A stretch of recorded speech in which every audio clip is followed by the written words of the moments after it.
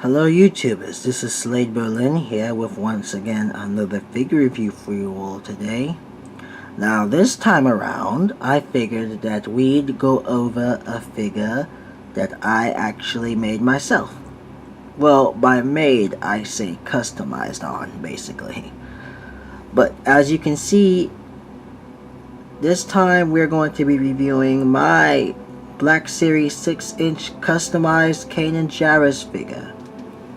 Now, you all could tell that the most prominent feature about this figure so far is his beard, which I'll get into eventually. But if you all don't know who Kanan Jarrus is, he as well starred on Star Wars Rebels, which showed on Disney XD, I guess on weekdays or whatnot. And I picked this figure up a while ago. And then I basically just thought to myself, when are they going to release his bearded version? Because I know eventually in the series he actually has a beard, as well as he becomes blinded. And I could not find any heads that I wanted online, which I could afford, so I just took the liberty of actually sculpting the head myself. Now, of course, you already guys know that before I get into the actual figure itself, I always get into the accessories as well. Like I said, this figure as well as another figure lack a box, sadly, because I misplaced the box for both of them, but that's fine. It's just the box, and you guys already know how I do reviews with the boxes and everything, so two figures that are missing a box aren't going to be a really big problem. But as you already guys know, I always get into accessories first, so the accessories actually remain the same as the typical Kanan Jarrus figure. Like here you have his signature blaster pistol that you see him use in the show. Of course, with most of the Black Series rifles and pistols of such, it's just a basic mold with just one solid color. Although it does have a very nice sculpt. I do like the sculpt actually. As you can guess there, it's basically they're trying to take an animated weapon and make it into the real life. As you can see, nice. It's just basically I don't know if you want to call it a grayish type blackish silver metallic color for the blaster pistol. But other than that, there's no other touches or applications or not whatsoever on this figure. But the main thing I want to get into eventually, or now basically, is the lightsaber. Now again, the lightsaber is basically just a standard, Black Series lightsaber in terms of color paint. It's not really any that many touches of paint or whatever. The applications of silver paint and all that. But the good thing about this lightsaber is that I don't know if any of you watched the actual show where this lightsaber's in, but first, I can show you all the lightsaber with the blade in. Of course, the blade just pegs in there. I honestly don't know if this is the right blade for the lightsaber too. It might be. Like I said, since I have a lot of these Black Series figures, I have a lot of these lightsaber blades, basically. And basically, sometimes I get them confused. Okay, wrong. This is not the blade for the lightsaber. Although it does look nice in there. This is the actual blade for the lightsaber. As you can see, if I can get it close up, let it focus. It's a threaded peg, which means that once the peg's in there, it's not going to come out. As you can hear that click, this lightsaber is in. The only gripe I don't like about this lightsaber is that it's a little warped. I tried my best to get it to actually work or become straight again with heat, but it kind of moved back into its warping position, as well as I kind of don't like this color for the blade. Cause if you remember, if any of you have seen the show Star Wars Rebels, you know that Kanan's lightsaber blade is actually a lot bluer than this, but here it's like a very faded blue in a sense, like a very, it looks more white than it does blue. But as you notice, the blade also comes out as well. But the one thing that I really like that they did with this lightsaber is, I don't know if you all in the show, he's able to take his lightsaber apart into pieces and store them on his belt. They actually incorporated that into this actual figure's lightsaber. So as you can see here, just a simple pull and the two lightsaber halves come apart. And of course, it's just like the blade is just a peg in. So basically this lightsaber comes in three parts: the hilt, the emitter, and the actual blade itself. And of course, if you want to put it back together, you just peg those back in and peg the blade in. But I'm going to get into the actual lightsaber and how you can store it on the figure itself in a bit. But right now, I'd like to go over the actual figure itself. Now, of course, with my customizations, I basically just focused on the upper body with small little touches on the lower body. Nothing has really changed on this figure per se. Like, I did not change anything in terms of any swap out any limbs or any rubber bits like this holster. I did not do anything. All I did was basically just do the head sculpt. So as you can see, if I can get it to focus, the beard, as you can see, I sculpted on there myself, and we used epoxy sculpt for that. I can actually show you the epoxy sculpt I used in a moment. But as you can see, I actually sculpted the beard on Kanan myself. It took about 2 weeks per se to do this. Mainly, the first week was me studying various pictures of him with the beard, and the other week was me basically actually working on the figure itself. So what I basically did was I hot popped the head off, and I got to work. First I applied a thin layer of epoxy sculpt onto his face, but first I actually washed the face itself with some water to get all the little dust particles off of there, so that the face has a very smooth shine to it, so as the epoxy would actually stick to his face. Once it stuck to his face, I then used some sculpting tools I purchased on Amazon to actually start sculpting the beard. First I started with the goatee or his chin, and then I basically worked up with the sculpt. Also, if you have any water spare handy to get it smooth, it also works out that way. Excuse the sounds outside, it's garbage day, so the garbage truck is now choosing to show up at 4:35 p.m. on my side of the world. But getting back into the figure, as you can see, the head. I'm not really that. This was my first figure I actually used the epoxy sculpt on, so as you can see, it's not really that precise in terms of the beard, mustache, and the beard. As you can see, this half is a little higher than this half, but you go as you learn, honestly. So I just sculpted the beard on there and the mustache, and I used some sculpting tools, excuse me, to sculpt some little designs in the actual beard. As you can see, little lines to signify little strands of hair instead of just a basic flat texture, because I did not want that. I wanted this beard to somewhat resemble a beard, so I actually sculpted some little lines in the beard and textures while it was still wet with my sculpting tools. And of course, after that, I let it sit and get hardened for a day. And once it got fully hardened, it's rock solid, by the way, so don't worry about this beard coming off anytime soon. But basically, after I sculpted the beard, as you can see, I also wanted my Kanan to be blinded as he was in the show. So what I did was I took some nail polish remover and I basically put it on a Q-tip, and then I basically just rubbed out his eyes so that only the white parts can be shown.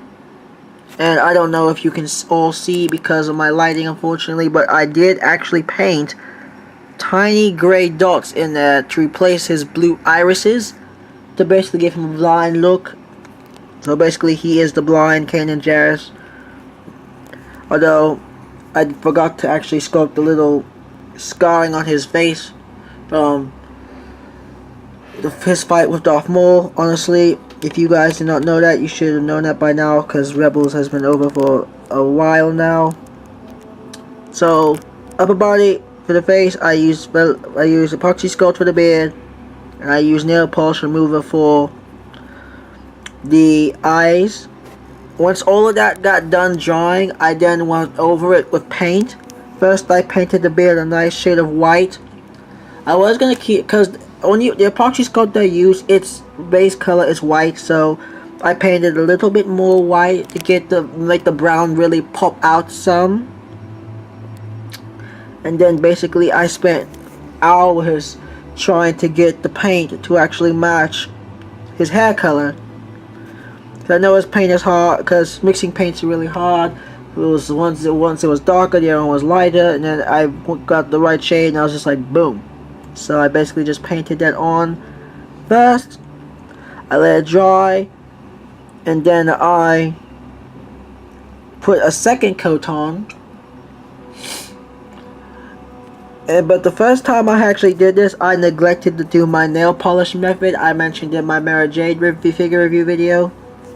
And basically, when I was handling him, his beard paint started peeling off.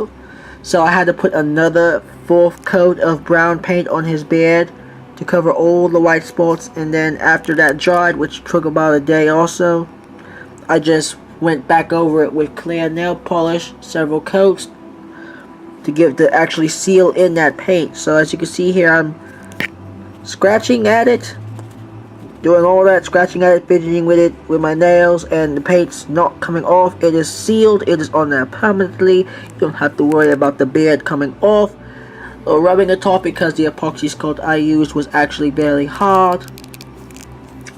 But enough with the face. Getting into the rest of the figure, not much has changed. It's still Kanan Jarrus that you can purchase. One noticeable change you all probably noticed, I actually removed this little shoulder pad right here. Now the reason I did that was because I do plan on putting something here. I don't know, I plan on getting a nail file or a fingernail file and filing this nub down here. And I'll probably wrap a soft good cloth around there. But I did not want that shoulder pad on there, because I wanted this Kanan to be different from the regular Kanan Jarrus, who has all the traditional parts.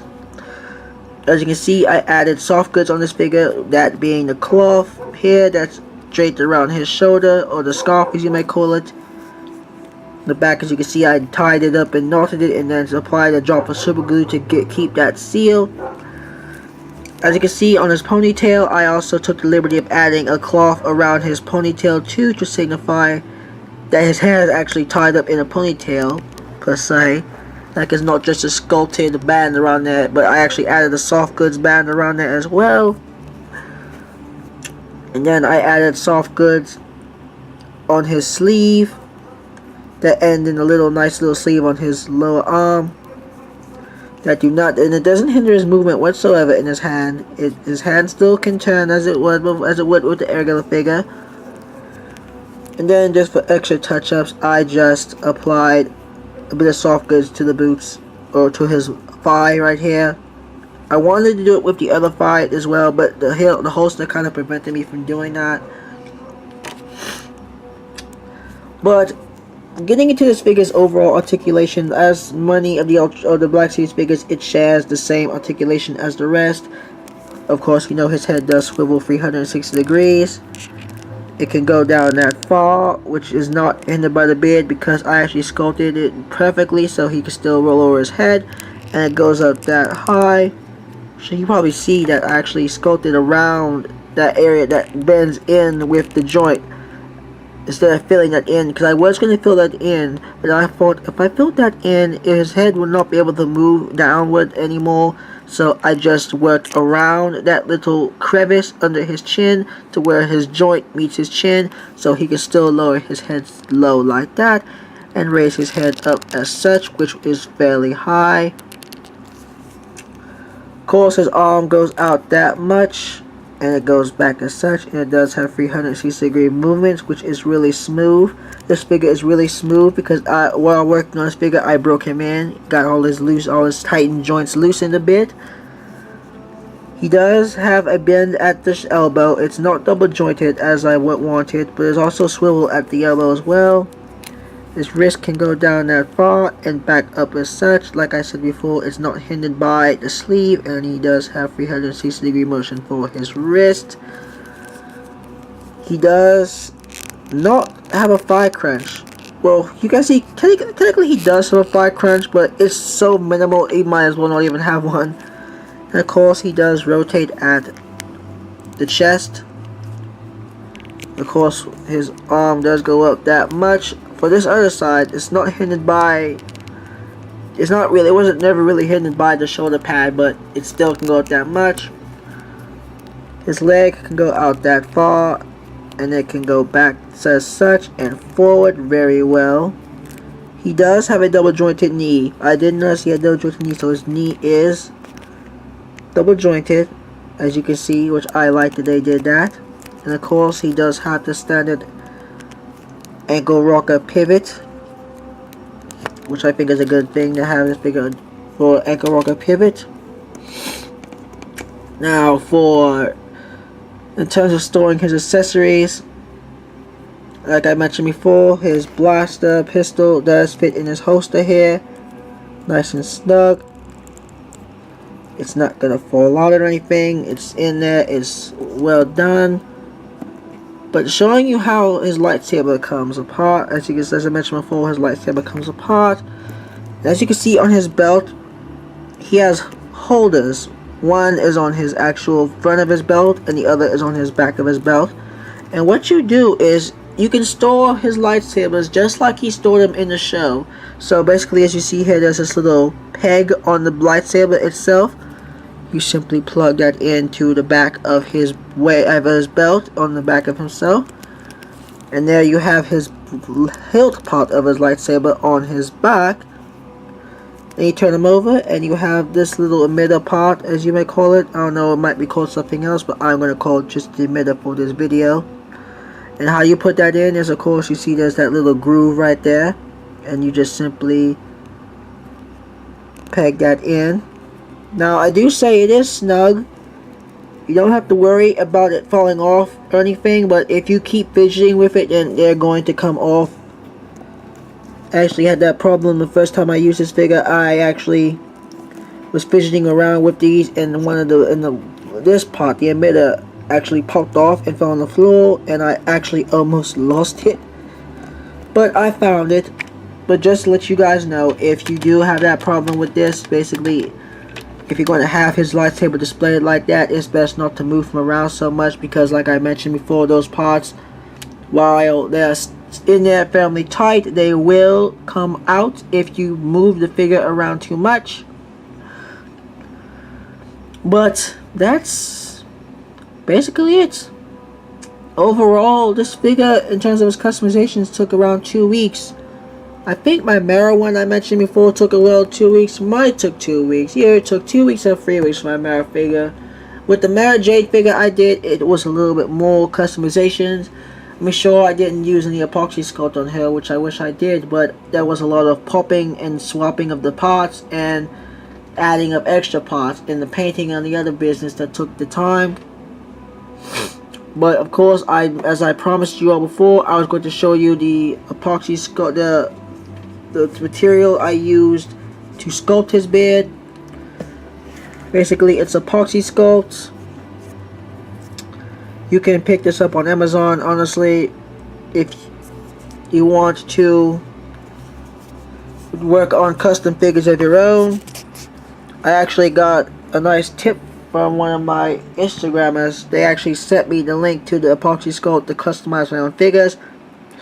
And like I said, how it works is you come with two base epoxy sculpts, A and B. This is A and this is B. Basically, you mix these two together like Play-Doh, and it becomes the color that you want. Like I mentioned, this is, even though this is black epoxy sculpt and this is white, the base color is like a grayish for the epoxy sculpt. And with this type of epoxy sculpt, once it hardens, it's rock hard. You don't have to worry about it cracking off or anything. But I do recommend, if you use this epoxy sculpt, let it sit for a day or two. in a very dry location so that the clay actually has time to actually harden to its full hardness, as you may call it. Because I made the mistake of actually using the clay and not letting it harden all the way, and I have parts just peeling off. But once this clay hardens, it's rock hard. Like I mentioned, I picked this up on Amazon. I don't remember how much I bought this for, but it's not expensive. Just to say, it's not that expensive. You can probably pick this up for like maybe $20 at an arts and crafts store, or like I said, on Amazon is where I got most of my supplies. But basically, I'm not going to go over all the materials I used. I'll probably save that for another video on the parts, the ways I used to sculpt my figures. But as well as the paints, I don't remember the name of the paints that I use. I'll have to relook at them, and I'll probably I'll just make a whole new video about what I used to sculpt my figures, basically. So far, this is the only figure that I've actually had to use epoxy sculpt on, was my Kanan Jarrus figure. I might use it in the future if I want to sculpt more beards on my figures, or if I want to add more little touches of customization on my figures. Like I said, there's enough in there for a lot of figure customizations. You don't have to worry about it cracking off, like I mentioned. Once it hardens, it's rock hard. You can't do anything with it. You can't break it off. You can't peel it off. It's basically hardened on there. Well, I guess that was pretty much it for my video. Like I mentioned before, I kind of wanted, this is my first customization for my figures where I actually had to use sculpting, but honestly, it's not that bad. Looking at it now, I do wish there are some things I touched up on, like maybe I wish I touched up on the beard a little bit more. But honestly, since it was my first sculpt, it was expected that there will be some problems, but of course I can always work on those in the future. Like I mentioned, there's nothing I can do with this figure now in terms of his beard. I can't scrape it off. I can't start over. His beard is set, or his eyes. But yeah, that was pretty much my review. Of course, the figure itself, I'm gonna rate 10 out of 10, plus my customizations. But yeah, that was my Star Wars The Black Series customized Kanan Jarrus figure. And of course, if you like this video, you all know what to do. Drop a like below, or slap that like button as per se, and subscribe. Of course, you don't have to, but if it would be a really good pal if you did. So yeah, that is pretty much it, and have a nice day.